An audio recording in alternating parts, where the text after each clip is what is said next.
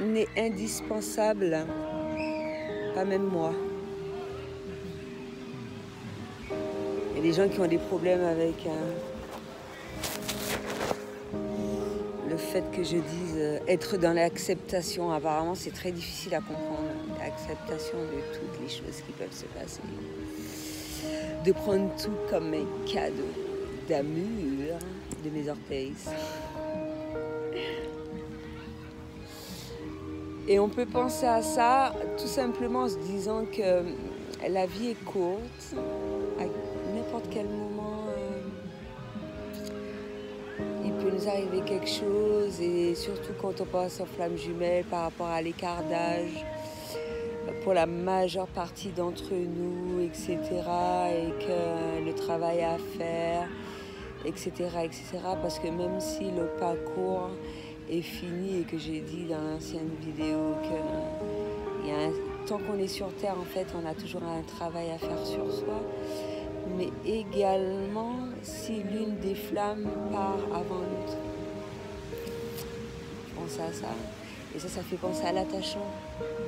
L'attachement par rapport aux animaux, l'attachement par rapport aux enfants, l'attachement par rapport à la famille, certaines choses à laquelle on se détache de manière naturelle, sans pour autant que l'on nous dise quoi que ce soit, ça se fait naturellement. Moi, je me vois mal être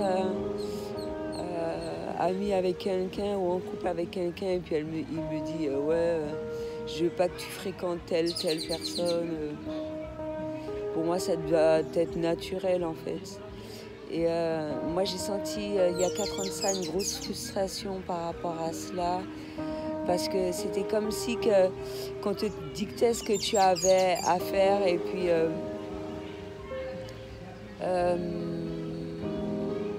qu'au final, tu auras un cadeau. C'est comme une grossesse en fait. De rien, une femme enceinte. Une femme, c'est bon pour celles qui ont déjà expérimenté. Elle sait que ça va être dur, qu'il y a des choses à laquelle elle devra faire par rapport à, par exemple, son alimentation, ce qu'elle va aménager pour bien vivre sa grossesse, et que ça va être plus ou moins douloureux et très douloureux à la fin. Il est clair que pour moi, si je devais m'attarder à la souffrance qu'une femme engendre en ayant un enfant, en portant cet enfant durant ces 9 mois plus ou moins, en accouchant, l'horreur, eh ben, je pense que si je devais m'arrêter à ça, je pense pas que j'aurais eu mes 4 merveilleux enfants. Mais malgré ça, bon, déjà, à l'accouchement même, quand tu vois le bébé, tu te dis même si je viens d'avoir mal, que j'ai souffert, il est trop beau. Je suis contente, peut-être que j'ai souffert, mais au final, oh là là. J'aime bien mon bébé, je l'aime, je l'aimais déjà dans mon ventre, je l'aimais déjà. Et je le vois enfin, c'est la première rencontre avec son bébé, même si ça fait mal, même si quand la mise au sein est faite tout de suite, mais tu sens que c'est ce que l'enfant aime, il aime bien être en contact avec toi, et ça fait mal, ça te donne des crevasses et tout, mais tu sais que c'est ce qu'il aime, tu prends son mal en patience, etc. Donc voilà, c'est pour expliquer un petit peu tout cela en fait. Mais je pense que dans la vie de couple et en tant que femme jumelle, c'est ce qu'on doit se dire. Ne jamais prendre quoi que ce soit pour acquis. Même si on se dit que ouais, c'est fin de parcours et tout, et comme pour moi, c'est constant. C'est pour ça que je dis que c'est comme un couple normal.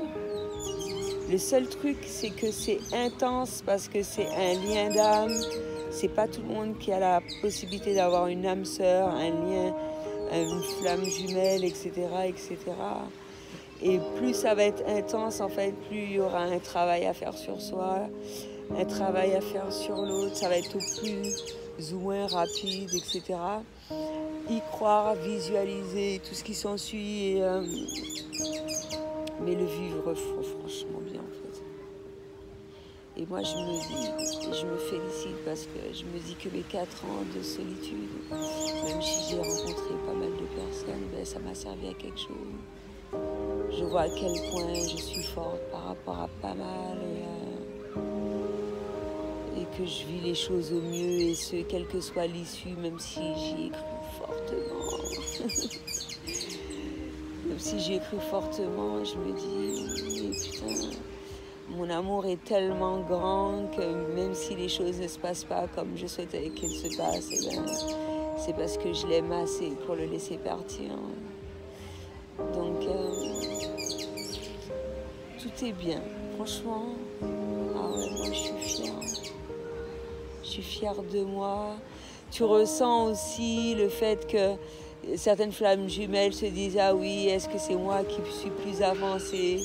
Si c'est plus avancé, on va tout de suite voir plus forte. Mais c'est quoi la signification de fort pour toi? Pour moi, fort, c'est avoir effectué ce travail-là sur soi. Il n'y a pas fort. Je ne vais pas dire à un mec, ouais, je suis plus forte que toi, il va pas le prendre. Tu vois? Et c'est même pas ça. Le but, c'est pas que toi, qu'une femme soit plus forte qu'un homme. Parce que moi, j'aimerais bien me retrouver avec un mec qui, comment dirais-je, qui me protège. Que même si je vois son côté féminin, le côté masculin, mais que son côté masculin prenne le dessus sur le mien, comme il se doit. Comme mon côté masculin peut prendre le dessus, mais trouver ça normal en fait. Je vois pas où est le problème. À partir du moment qu'il n'y a pas ces jeux-là, il n'y a pas cette domination, mais pour tout, pour la vie de tous les jours, durant l'acte sexuel, quand tu fais l'amour et tout, tu sens pas ça, quoi, que tu sens pas de vibes négatives et tout. Et quand tu le sens, que tu fasses le nécessaire pour, etc. Donc voilà, nul n'est indispensable en fait, même moi. Que ce soit pour ma flamme jumelle, que ce soit pour mes amis, que ce soit pour mes enfants. Si demain je dois crever, voilà quoi. Moi je veux que les gens qui soient autour de moi, ils continuent de vivre, ils continuent d'aimer, qu'ils fassent leur vie, qu'ils fassent tout. Voilà, ça me fait penser à une tierce personne à laquelle j'ai rencontré, je ne vais pas trop parler. Et absolument, il voulait que je revienne le voir et tout. Et je lui disais, et pourtant je l'aimais énormément, il m'aime énormément. Je l'aime énormément jusqu'à l'heure. Parce que moi, quand j'aime, les liens d'âme, c'est à l'infini, quoi. C'est même pas la mort qui sépare, je les aime intensément, eux tous. Et c'est clair que quand tu vas choisir la personne avec qui tu dois être, tu vas toujours l'aimer plus, ce sera pas vrai. Il y a quelque chose que vous partagez et tout, mais tu l'aimes intensément. Ben, quand il y a eu la séparation, il voulait que je le rejoigne et tout. Je lui disais, mais non, mais moi je veux pas que tu m'attendes. Je veux que tu continues ta vie, que voilà quoi, que tu ressentes mon amour, je ressente ton amour. Et quand je le ressens, je suis contente, mais que ça continue. Et quand je l'ai vu, je l'ai rencontré, justement, il avait parlé d'une personne, d'une ex avec qui il aimait immensément. Et ben, j'ai eu l'occasion de la rencontrer, elle est merveilleuse. Et au contraire, je lui ai donné des conseils et tout. C'est impossible, c'est incroyable de voir des personnes qui s'aiment et qui, parce qu'ils sont restés un laps de temps sans se voir, ils sont dans l'incapacité de se parler, qui se mettent des barrières et tout. Je lui disais, mais vas-y, mais va le voir. vas-y. Qu'est-ce qui t'empêche d'aller le voir? T'as envie de lui parler et tout. Mais je ressentais ce besoin-là, qu'ils avaient besoin de résoudre des trucs en eux. J'étais pas prête. Lui, il n'était pas prêt. Et voilà quoi. C'est là que tu vois l'intensité de l'amour de quelqu'un. Moi, je trouve ça intense. Et ça me fait penser aussi aux croyances limitantes, l'ouverture d'esprit. Moi, ça me fait marrer quand je vois qu'il y a des gens qui se disent ouverture d'esprit, mais encore une fois, tu te caches pour faire un certain nombre de choses. Tu le dis pas ouvertement, en fait. Aussi, tu le dis pas ouvertement, je vois pas où est le problème. Moi, je suis à un endroit, j'ai envie de toi, j'ai envie de toi, j'ai envie de faire l'amour avec toi, là. Même si peut-être que ce ne sera pas dans la possibilité. Après, si les choses font que ça ne vienne pas, ben, c'est parce qu'il y a eu des éléments perturbateurs qui ont fait que... Mais ça va pas me rendre triste, en fait. Mais si tu es dans l'incapacité de me dire, franchement, selon tes choix de vie, et que tu es fier d'être comme tu es fier de faire ce que tu fais, tu as peur de m'en parler ouvertement, je ne parle pas de la télépathie, avec ta bouche, c'est que tu n'es pas fier de ce que tu es en fait. Mais il y a des gens qui pensent que ouvert d'esprit, c'est avoir une sexualité débridée, faire du tout et du n'importe quoi et en souffrir. Il faut arrêter, merde.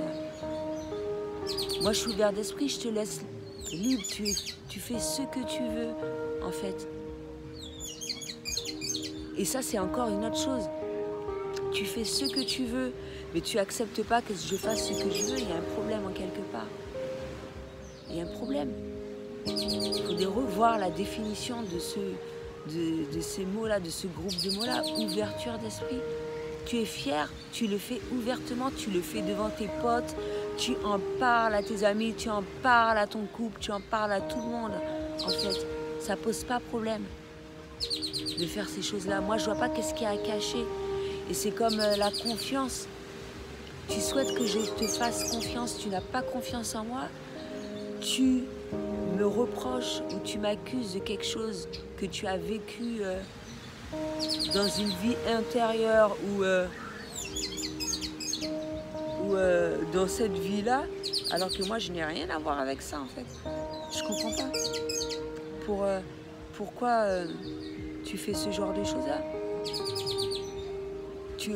Et c'est bêtement des choses comme ça qui se font. Tu fais de façon à mettre le couple mal à l'aise ou la relation mal à l'aise, amicale, familiale, etc. Et que tu fasses pas de façon à y remédier ou que ce genre de choses-là ne se reproduisent pas, etc. Moi, je trouve ça vachement important. Il faut faire attention à ce que vous faites. Je suis désolée. Ouvert d'esprit, c'est ça. Je peux donner plusieurs exemples. Il y en a qui m'ont déjà dit indirectement, plus ou moins, machin, ont déjà montré fièrement la personne qu'ils aiment. Moi, ça pose pas problème. Tu m'en parles, tu me dis que tu l'aimes, tu l'as pas oublié, que tu aimerais bien la voir, etc. Mais ça, c'est dans toute forme de relationnel. Moi, j'apprécie les gens qui sont francs avec moi. Cette personne-là que j'ai vue, je l'ai rencontrée en Malaisie. Elle m'a dit franchement, elle m'a pas vendu du rêve en fait. Elle m'a pas fait croire des choses et puis pendant ce temps-là, toi, au fond de toi, t'es pas prêt. Tu fais des trucs alors que moi, je te laisse libre. Tu me laisses libre et tout. Même s'il y a beaucoup de choses qui se font à travers les blessures et tout. Ben ouais, je vois pas le problème. Pourquoi être dans cette lutte perpétuelle à prouver ou de dire oui, tu es à moi. Non, je t'appartiens pas. Même mes propres enfants, ils m'appartiennent pas. Arrête. Je suis pas à toi. Tu me dis que je suis à toi et tu es incapable de venir me parler ou de tenir une conversation au moins 1 heure de temps ou faire des choses ou rester à mes côtés un certain nombre de temps. Il y a un problème en quelque part. Mais en même temps, si tu ressens le besoin d'aller loin de moi, de faire tes affaires tranquillou, pépère, moi je trouve pas... je vois pas le problème, mais moi je ressens plus ça, en fait, venant du masculin. Il trouve que c'est normal, lui il peut aller loin. Moi, ça pose pas problème, je suis forte pour ça. Mais moi, quand je sens que je pars, oh, c'est terrible. Je vais loin, des fois c'est pas trop loin, c'est dans la douche ou bien que je vais aux toilettes ou un truc, c'est horrible, voilà. J'ai ressenti ça aussi pour le masculin, la jalousie, être en rivalité perpétuelle. Alors que quand j'ai dit que les liens d'âme reprennent connexion, c'est juste des trucs à résoudre en fait. Mettre un doigt dessus, la blessure, afin d'épurer tout cela et tout. Et puis voilà, mais ça, sans pour autant qu'il y ait de frustration de se dire que ouais, c'est ma flamme jumelle et tout, même si tu souhaites avoir quelqu'un à tes côtés qui t'aime intensément, mais faire ces choses-là sans pour autant d'avoir d'attente, sans pour autant te dire que ouais, au final, on va être ensemble et tout, mais qu'au moins qu'on s'est rencontrés, c'est pas pour rien, que tu m'as apporté beaucoup, je t'ai apporté beaucoup de choses, et puis voilà, basta quoi. Moi, ça me fait grave plaisir que des liens d'âme prennent contact avec moi, me remercient, qu'ils n'aient pas vu ma démarche de prime abord, mais que par la suite, ils me disent que ouais, merci Alison, peut-être qu'on n'a pas pu aller loin et tout, mais ça m'a servi le fait que tu m'aies donné cette explication, que tu m'aies montré ça, que tu m'aies mis face à mes responsabilités, etc., etc. Mais c'est des fois avec le recul que tu vois ces choses-là, en fait. Moi, je sais que quand je rencontre quelqu'un, c'est pas pour rien. Moi, je souhaite lui partager un certain nombre de choses avec cette personne-là et lui apporter quelque chose qui soit plus fort à travers le cheminement que l'on aura traversé et non le contraire, en fait. Ça n'est pas servi à quoi que ce soit. Même si je traverse un bout de chemin avec toi pour qu'au final tu te retrouves avec une personne, mais ça pose pas problème en fait. Parce que, encore une fois, amour véritable, amour inconditionnel, il n'y a pas de condition. Tu ne m'aimes pas parce que je passe à tes caprices ou parce qu'on fait l'amour souvent ou qu'on est souvent ensemble, etc., etc., ou que tu es constamment présent, ou plus ou moins, mais mon amour ne finit pas. Même si tu as des kilomètres, même si tu as des années-lumière de moi, je t'aime toujours. Tu n'es plus sur Terre, tu es mort, tu es décédé entre-temps. Je sens toujours l'amour. C'est là, c'est présent, c'est l'infini. Donc voilà. Mais ça, c'est pas à la portée de tout le monde de faire ce genre de choses-là. Et quand tu es face à des personnes négatives perpétuellement mais pour... moi, je suis dans la compréhension de ça. Je suis dans la compréhension de ça. Donc c'est pour ça que j'ai pris mes décisions quand je le sens pas. Je fais les choses... bonjour. Vraiment au feeling, en fait. Si je le sens pas, je le sens pas. Si j'ai envie de prendre du temps pour me réveiller, je le fais. Si j'ai envie de faire telle chose, je le fais. Je fais vraiment les choses comme j'ai envie de le faire, quoi. Donc c'est tout. Et ça sert à rien de répéter, de se mêler de la vie des autres, à travers toute cette négativité, de dire des choses déplaisantes de prime abord et qui te font pas plaisir, qui sont pas très bénéfiques pour toi, en fait. Parce que ça n'a aucune atteinte sur moi. Ça ne te regarde pas.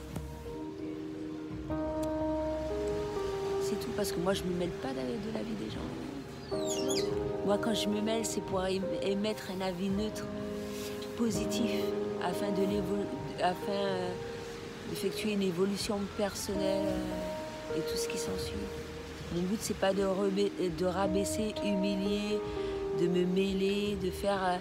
tout ce qui est dans le domaine de psychologie, là, les trucs toxiques pour les autres, mais pour soi avant toute chose. Tu vois, moi, ça m'intéresse pas d'être sur cette vibe-là. Mais vraiment pas du tout. Ça ne m'intéresse pas du tout. Moi, je me plais. Alors déjà que je me plaisais bien toute seule, c'est clair que quand je suis en bonne compagnie, voilà, j'en profite. Donc voilà. C'était tout ce que j'avais à dire pour aujourd'hui. À bientôt.